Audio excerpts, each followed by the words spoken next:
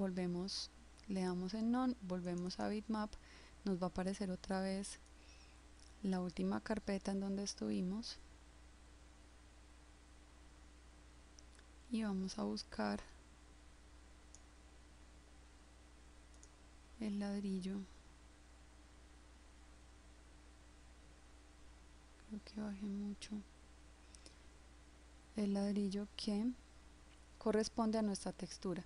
Siempre el bump debe ser igual, debe ser la misma textura, solo que en blanco y negro, para poder que esa textura, pues digamos, encaje en la inicial textura que colocamos.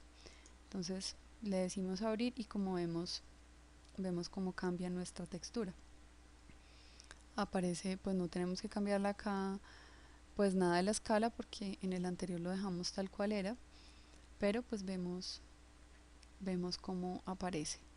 Si le damos Go to Parent, vemos que estos números indican un porcentaje, está al 30%, podríamos subirlo, o pues me parece que el 30% está bien. Muy bien, entonces ya tenemos, otra vez para arriba, ya tenemos nuestro material de vidrio.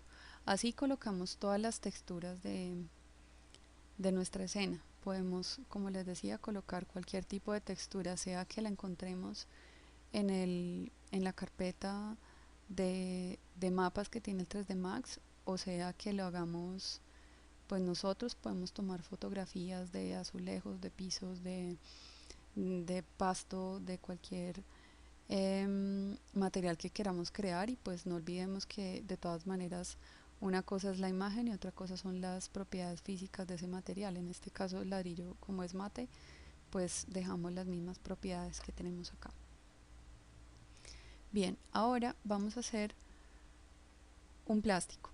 Vemos pues ya como hemos creado estos materiales, vamos a crear uno que se llama plástico mate.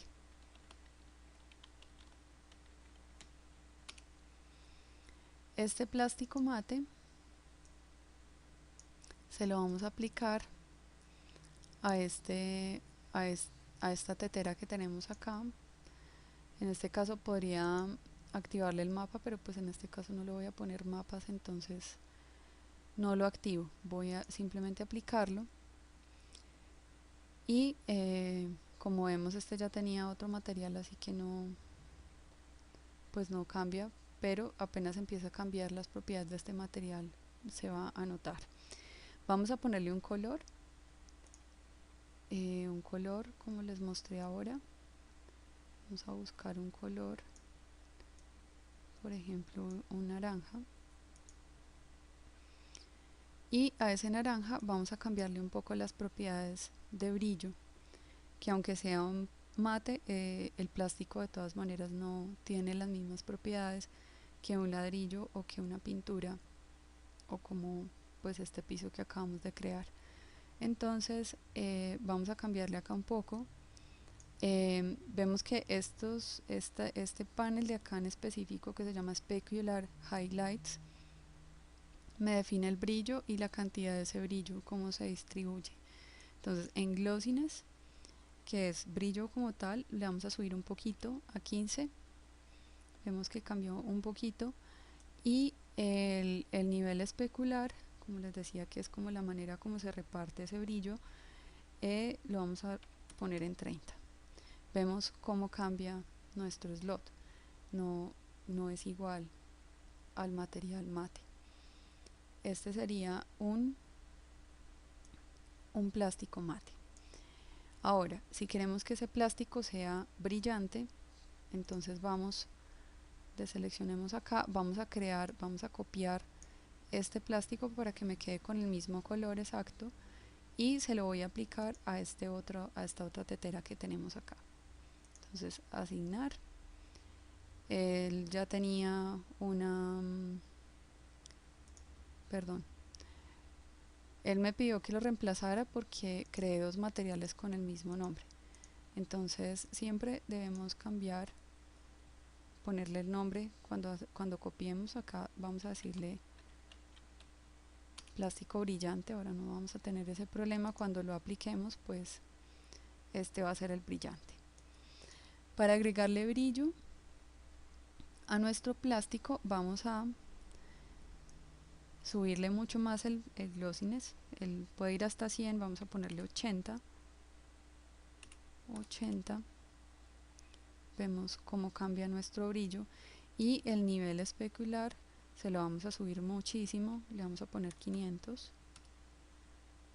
y pues vemos qué pasa con nuestro plástico. Ahora tenemos unas propiedades mucho más reales, mucho más creíbles de lo que es el plástico, y pues se fijan ustedes en lo que se diferencia con los demás. Este material pues como tal tiene un color, pero podríamos ponerle también un mapa.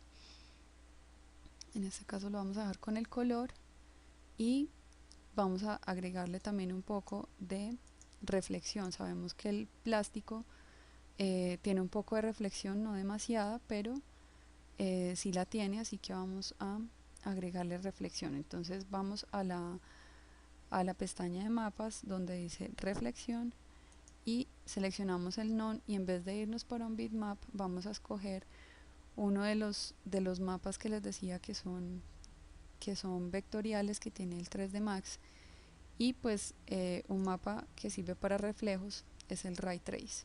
Entonces seleccionamos el Ray Trace, simplemente nos vamos para atrás, vemos que, como les explicaba al principio, cuando tenemos activo el background vamos a ver cómo ese background se refleja en el slot que creamos.